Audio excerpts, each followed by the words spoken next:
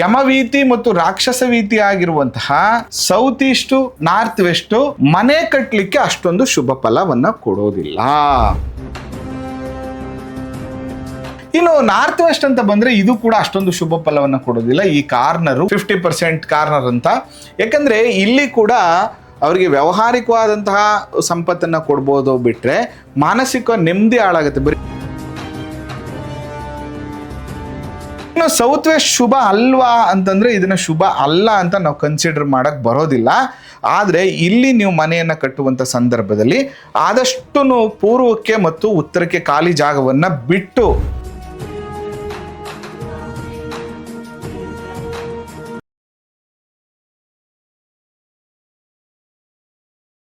ಶ್ರೀ ಗುರುಭ್ಯೋ ನಮಃ. ಮಾಯಕಾರ ಪ್ರಭುವೇ ನಮಃ. ವಾಸ್ತು ಪುರುಷಾಯ ವಿದ್ಮಹೆ ಕ್ಷೇಮಂಕರಾಯ ಧೀಮಹಿ ತನ್ನೋ ವಾಸ್ತು ಪ್ರಚೋದಯಾತ್. ಆರಾಧ್ಯ ದೈವನಾಗಿರುವಂಥ ಮಲೆಮಾದೇಶ್ವರರನ್ನ ಮನದಲ್ಲಿ ನೆನೆಯುತ್ತಾ ವಿದ್ಯಾಗುರುಗಳ ತಂದೆ ತಾಯಿಯ ಪಾದಾರವಿಂದಗಳಿಗೆ ನಮಸ್ಕಾರವನ್ನು ಮಾಡ್ತಾ ಜಗದ್ಗುರು ಪಂಚಾಚಾರ್ಯರನ್ನು ಬಸವಾದಿ ಶರಣರನ್ನ ಮನದಲ್ಲಿ ನೆನೆಯುತ್ತಾ ನನ್ನೆಲ್ಲ ಪ್ರೀತಿಯ ವಾಸ್ತುವಿಜ್ಞಾನದ ವೀಕ್ಷಕ ಬಂಧುಗಳಿಗೆ ನಿಮ್ಮ ಮುಗುರು ಮಧು ದೀಕ್ಷಿತ್ ಮಾಡುವ ಪರಿಪೂರ್ಣವಾದಂಥ ನಮಸ್ಕಾರಗಳು. ಹೇಗಿದ್ದೀರಿ ಎಲ್ಲರೂ? ಚೆನ್ನಾಗಿದ್ದೀರಿ ಅಂತ ನಾನು ಕೂಡ ಭಾವಿಸ್ತೇನೆ. ನೋಡಿ, ಇವತ್ತಿನ ಸಂಚಿಕೆಯಲ್ಲಿ ವಾಸ್ತು ಪ್ರಕಾರ ಯಾವ ಕಾರ್ನರ್ ಸೈಡ್ ತಗೊಂಡ್ರೆ ಒಳ್ಳೆಯದು, ಇದಕ್ಕೆ ಶಾಸ್ತ್ರಗಳು ಏನು ಹೇಳ್ತವೆ ಅನ್ನುವಂಥ ವಿಷಯವನ್ನು ತಿಳಿಸ್ಕೊಡ್ತೇನೆ. ಜೊತೆಗೆ ನನ್ನ ಎಲ್ಲ ವೀಕ್ಷಕ ಬಂಧುಗಳಿಗೆ ನಾನು ಹೇಳುವಂಥದ್ದೊಂದು, ದಯವಿಟ್ಟು ಐ ರಿಕ್ವೆಸ್ಟ್ ಏನಂದರೆ, ಮೂಲ ಶಾಸ್ತ್ರಗಳೇನಿದೆ ಇಂದಿನಿಂದ ಯಾವುದು ನಡ್ಕೊಂಡು ಬಂದಿದೆ ಮತ್ತು ನಮ್ಮ ಋಷಿಗಳು ಗ್ರಂಥಗಳಲ್ಲಿ ಏನೇನು ಕೊಟ್ಟಿದ್ದಾರೆ ಇದನ್ನಷ್ಟೇ ಫಾಲೋ ಮಾಡಿ ಸಾಕು. ಸುಮ್ಮನೆ ಏನೇನೋ ಕೇಳಿಕೊಂಡು ಏನೇನೋ ತಲೆ ಕೆಡಿಸ್ಕೊಂಡು ಜಾಸ್ತಿ ವಾಸ್ತು ಬಗ್ಗೆ ತುಂಬ ಟೆನ್ಷನ್ ತೊಗೋಬೇಡಿ. ವೆರಿ ಸಿಂಪಲ್ಲಾಗಿ ಅರ್ಥ ಮಾಡ್ಕೊಳ್ಳಿ. ತುಂಬ ಟೆನ್ಷನ್ ತೊಗೋಬೇಡಿ. ನಿತ್ಯ ಪೂಜೆ ಕೈಂಕಾರ್ಯ ಅದರ ಜೊತೆಗೆ ನಿಮ್ಮ ಹಾರ್ಡ್ ವರ್ಕ್ಗೆ ಸ್ವಲ್ಪ ಕಾನ್ಸಂಟ್ರೇಟ್ ಮಾಡಿ. ಜೊತೆಗೆ ಮೂಲ ವಾಸ್ತು ಏನಿದೆ ಅಷ್ಟನ್ನು ಫಾಲೋ ಮಾಡಿ. ಹೊಸದಾಗಿ ಏನೇನೇನೇನೋ ಬಂದಿದೆ ಅದ್ರ ಬಗ್ಗೆ ಎಲ್ಲ ತಲೆ ಕೆಡಿಸ್ಕೋಬೇಡಿ. ಒಂದು ನಿವೇಶನವನ್ನು ಖರೀದಿ ಮಾಡುವಾಗ ಕಾರ್ನರ್ ಸೈಟ್ಸ್ ಅಂತ ಹೇಳ್ತೀವಿ. ಹಾಗಾದರೆ ಯಾವ ಕಾರ್ನರ್ ತಗೊಂಡ್ರೆ ನಮಗೆ ಒಳ್ಳೆಯದು? ನೋಡಿ, ಎಕ್ಸಾಂಪಲ್ ಇದೊಂದು ಲೇಔಟ್ ಅಂತ ಇಟ್ಕೊಳ್ಳೋಣ. ಲೇಔಟಲ್ಲಿ ತುಂಬ ದೊಡ್ಡದಿರುತ್ತೆ.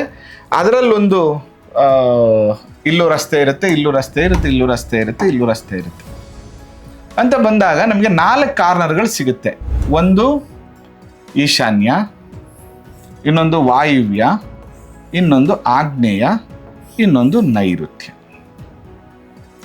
ನೋಡಿ, ಈ ರೀತಿ ಕಾರ್ನರ್ಗಳಂತ ಬಂದಾಗ ಇಲ್ಲೆಲ್ಲ ಈ ಥರ ಸೈಟ್ಗಳಂತ ಇಟ್ಕೊಳ್ಳೋಣ.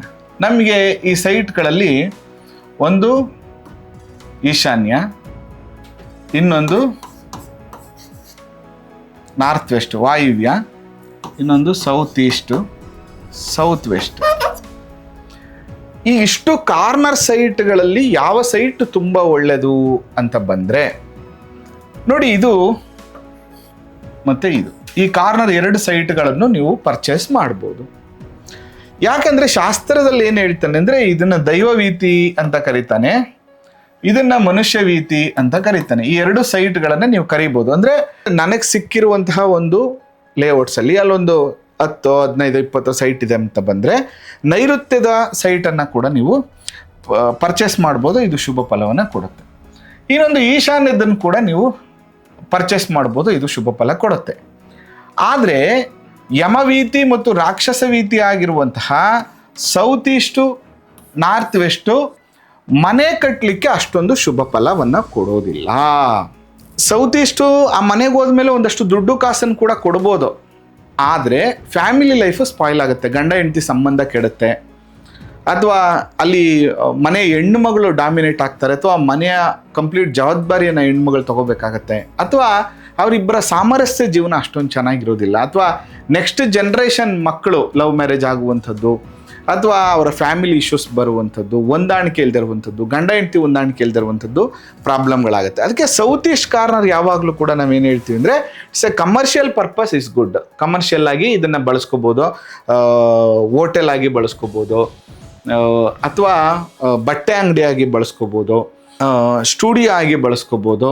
ಈ ಥರ ಕಮರ್ಷಿಯಲ್ ಆಕ್ಟಿವಿಟೀಸ್ ಮಾಡುವಂಥ ಜಾಗಗಳಿಗೆ south East is A best ಅಂತ ಕರಿತೀವಿ. ರೆಸಿಡೆನ್ಷಿಯಲ್ ನಾನು ವಾಸ ಮಾಡಲಿಕ್ಕೆ ಮನೆಯನ್ನು ಕಟ್ಕೋತೀನಿ ಅಂದರೆ ನೈಋತ್ಯ ಮತ್ತು ಈಶಾನ್ಯ ದಿಕ್ಕಿನಲ್ಲಿ ನೀವು ಸೈಟ್ಗಳನ್ನು ಪರ್ಚೇಸ್ ಮಾಡ್ಬೋದು. ಇನ್ನು ನಾರ್ತ್ ವೆಸ್ಟ್ ಅಂತ ಬಂದರೆ ಇದು ಕೂಡ ಅಷ್ಟೊಂದು ಶುಭ ಫಲವನ್ನು ಕೊಡೋದಿಲ್ಲ. ಈ ಕಾರ್ನರು ಓಕೆ ಕಾರ್ನರ್ ಅಂತ ನಾವು ಹೇಳ್ತೀವಿ, 50% ಕಾರ್ನರ್ ಅಂತ. ಯಾಕಂದರೆ ಇಲ್ಲಿ ಕೂಡ ಅವರಿಗೆ ವ್ಯಾವಹಾರಿಕವಾದಂತಹ ಸಂಪತ್ತನ್ನು ಕೊಡ್ಬೋದು, ಬಿಟ್ಟರೆ ಮಾನಸಿಕ ನೆಮ್ಮದಿ ಹಾಳಾಗುತ್ತೆ. ಬರೀ ಟ್ರಾವೆಲಿಂಗ್ ಜಾಸ್ತಿ ಆಗುವಂಥದ್ದು, ಗಂಡ ಹೆಂಡತಿ ಬೇರೆ ಬೇರೆ ಟೈಮಲ್ಲಿ ಡ್ಯೂಟಿ ಮಾಡುವಂಥದ್ದು, ಅಥವಾ ಎಲ್ಲ ಇದ್ದರೂ ಕೂಡ ಏನೋ ಒಂದು ಮಾನಸಿಕ ಒತ್ತಡ, ಮಾನಸಿಕ ಸ್ಟ್ರೆಸ್ಸು, ಮನೋವ್ಯಾಕುಲತೆ ಅಂತ ಕರಿತೀವಿ, ನೆಮ್ಮದಿಯನ್ನು ಹಾಳು ಮಾಡುವಂಥದ್ದು ಆಗ್ತದೆ. ಅದಕ್ಕೆ ವಾಯುವ್ಯ ದಿಕ್ಕು ಅಷ್ಟೊಂದು ಶುಭ ಫಲವನ್ನು ಕೊಡೋದಿಲ್ಲ. ಜೊತೆಗೆ ನೈಋತ್ಯ ಮತ್ತು ಈಶಾನ್ಯ ಅಂತ ಬಂದರೆ ಇವೆರಡರಲ್ಲಿ ಯಾವುದು ಬೆಸ್ಟು ಅಂತ ನೀವು ಕೇಳಿದ್ರೆ ಆಬ್ವಿಯಸ್ಲಿ ನಿಮಗೆ ಈಶಾನ್ಯ ತುಂಬ ಒಳ್ಳೆ ಫಲವನ್ನು ಕೊಡುತ್ತೆ. ಯಾಕಂದರೆ ಇಲ್ಲಿ ನಮಗೇನಾಗುತ್ತೆ, ಪೂರ್ವ ಮತ್ತು ಈಶಾನ್ಯ ಎರಡೂ ಕೂಡ ಶುಭ ಫಲವನ್ನು ನಮಗೆ ಕೊಡುತ್ತೆ. ಅಂದರೆ ಪೂರ್ವದಿಂದನೂ ಗಾಳಿ ಬೆಳಕು ಚೆನ್ನಾಗಿ ಬರುತ್ತೆ, ಈಶಾನ್ಯದಿಂದನೂ ಕೂಡ ನಮಗೆ ಗಾಳಿ ಬೆಳಕು ಚೆನ್ನಾಗಿ ಬರುತ್ತೆ, ಉತ್ತರದಿಂದನೂ ಗಾಳಿ ಬೆಳಕು ಚೆನ್ನಾಗಿ ಬರುತ್ತೆ. ಅದರಿಂದ ನಾರ್ತ್ ಈಸ್ಟ್ ಕಾರ್ನರ್ ಯಾವಾಗಲೂ ಶುಭ ಫಲವನ್ನು ಕೊಡುತ್ತೆ. ಇನ್ನು ಸೌತ್ ವೆಸ್ಟ್ ಶುಭ ಅಲ್ವಾ ಅಂತಂದರೆ ಇದನ್ನು ಶುಭ ಅಲ್ಲ ಅಂತ ನಾವು ಕನ್ಸಿಡರ್ ಮಾಡೋಕ್ಕೆ ಬರೋದಿಲ್ಲ. ಆದರೆ ಇಲ್ಲಿ ನೀವು ಮನೆಯನ್ನು ಕಟ್ಟುವಂಥ ಸಂದರ್ಭದಲ್ಲಿ ಆದಷ್ಟು ಪೂರ್ವಕ್ಕೆ ಮತ್ತು ಉತ್ತರಕ್ಕೆ ಖಾಲಿ ಜಾಗವನ್ನು ಬಿಟ್ಟು, ಮತ್ತು ಓವರಾಲ್ ಇಲ್ಲಿ ಏನು ಇಲ್ಲೊಂದು ನೋಡ್ತಾ ಇದ್ದೀವಿ, ಈ ಲೇಔಟ್ ನೋಡ್ತಾ ಇದ್ದೀವಿ, ಇಲ್ಲಿ ಒಂದಷ್ಟು ಇರುತ್ತೆ. ಈ ಎಲ್ಲ ಮನೆಗಳಿಗಿಂತ ನಿಮ್ಮ ಬೇಸ್ಮೆಂಟನ್ನು ಒಂದು 2 ಇಂಚಾದರೂ 3 ಇಂಚಾದರೂ ಹೈಟ್ ಮಾಡಿ ನೀವು ಮನೆಯನ್ನು ಕಟ್ಟಿದ್ರೆ, ಅಥವಾ ಬೇರೆ ಮನೆಗಳಿಗಿಂತ ಸ್ವಲ್ಪ ನಿಮ್ಮ ಮನೆಯನ್ನು ಎತ್ತರವಾಗಿ ಕಟ್ಟಿದ್ರೆ, ಒಂದು 3 ಇಂಚ್ ಎತ್ತರ, ಟೋಟಲ್ ಏರಿಯಾದಲ್ಲಿ ಇದು ಒಂದು 3 ಇಂಚ್ ಎತ್ತರವಾಗಿ ನಿಮ್ಮ ಮನೆಯನ್ನು ಕಟ್ಟಿದ್ರೆ ಅತ್ಯಂತ ಶುಭ ಫಲಗಳು ಕೊಡುತ್ತೆ. ನೋಡಿ, ಸಾಮಾನ್ಯವಾಗಿ ನಮ್ಗೆ ಏನಾಗ್ಬಿಡುತ್ತೆ ಅಂದರೆ ಎತ್ತರ ಕಟ್ಟೋಕ್ಕಾಗಲ್ಲ. ಏಕೆಂದರೆ ಈಗ ಪಕ್ಕದವರು 2 ಫ್ಲೋರ್ ಕಟ್ಟಿರ್ತಾರೆ, ಇವರೊಂದು 3 ಫ್ಲೋರ್ ಕಟ್ಟಿರ್ತಾರೆ. ನಾನು ಅದಕ್ಕಿಂತ ಕಟ್ಟಬೇಕು ದೊಡ್ಡದಾಗಿ ಅಂದರೆ ನಂತರ ಬಜೆಟ್ ಇಲ್ಲ. ಅದಕ್ಕೆ ನೀವೇನು ಮಾಡಿ ಅಂತಂದರೆ, ಮನೆ ಎತ್ತರ ಮಾಡೋಕ್ಕಾಗಲಿಲ್ಲ ಅಂದ್ರೂ ಬೇಸ್ಮೆಂಟ್ ಆದರೂ ಹೈಟ್ ಮಾಡ್ಕೊಳ್ಳಿ. ಅಂದರೆ ಬೇರೆ ಮನೆಗಳಿಗಿಂತ ನಿಮ್ಮ ಕಾರ್ನರು, ಸೌತ್ ವೆಸ್ಟ್ ಕಾರ್ನರು ಸ್ವಲ್ಪ ಎತ್ತರ ಆಗಿದ್ದರೆ ಅದು ಅತ್ಯಂತ ಶುಭ ಫಲವನ್ನು ಕೊಡುತ್ತೆ. ಓವರಾಲ್ ಕಾರ್ನರ್ಸ್ ಅಂತ ಬಂದಾಗ ಸೌತ್ ವೆಸ್ಟು ನಾರ್ತ್ ಈಸ್ಟ್ ಅತ್ಯಂತ ಶುಭ ಫಲವನ್ನು ಕೊಡುತ್ತೆ. ಸೌತ್ ಈಸ್ಟು ನಾರ್ತ್ ವೆಸ್ಟ್ ಎರಡೂ ಕೂಡ ಮಧ್ಯಮ ಫಲವನ್ನು, ಸೌತ್ ಈಸ್ಟ್ ಅಂತೂ ಕಮರ್ಷಿಯಲ್ ಓಕೆ, ನಾರ್ತ್ ವೆಸ್ಟ್ 50% ಶುಭ ಫಲವನ್ನು ಕೊಡುತ್ತೆ ಅಂತ ನೀವು ತಿಳ್ಕೊಬೇಕು. ನೋಡಿ, ಯಾವಾಗಲೂ ಕೂಡ ಒಂದು ಸೈಟ್ಗಳನ್ನು ಪರ್ಚೇಸ್ ಮಾಡುವಾಗ ಕೂಡ ನಮ್ಗೆ ಯಾವುದು ಶುಭ ಫಲ ಕೊಡುತ್ತೆ, ಯಾವುದು ಅಶುಭ ಫಲ ಕೊಡುತ್ತೆ ಅನ್ನೋದು ಬಹಳ ಮುಖ್ಯ ಆಗುತ್ತೆ. ಹಾಗಾದರೆ ಈಗ ನಾರ್ತ್ ವೆಸ್ಟ್ ತಗೋಬಿಟ್ಟಿದ್ದೀವಿ, ಸೌತ್ ಈಸ್ಟ್ ತಗೋಬಿಟ್ಟಿದ್ದೀವಿ ಅಂತಂದರೆ ಅದು ತಪ್ಪೇನೂ ಇಲ್ಲ. ನೀವು ತಗೋಬಿಟ್ಟಿದ್ದೀವಿ ಅಂದ ತಕ್ಷಣ ಗಾಬರಿ ಮಾಡ್ಕೊಳ್ಳುವಂಥ ಅವಶ್ಯಕತೆ ಇಲ್ಲ.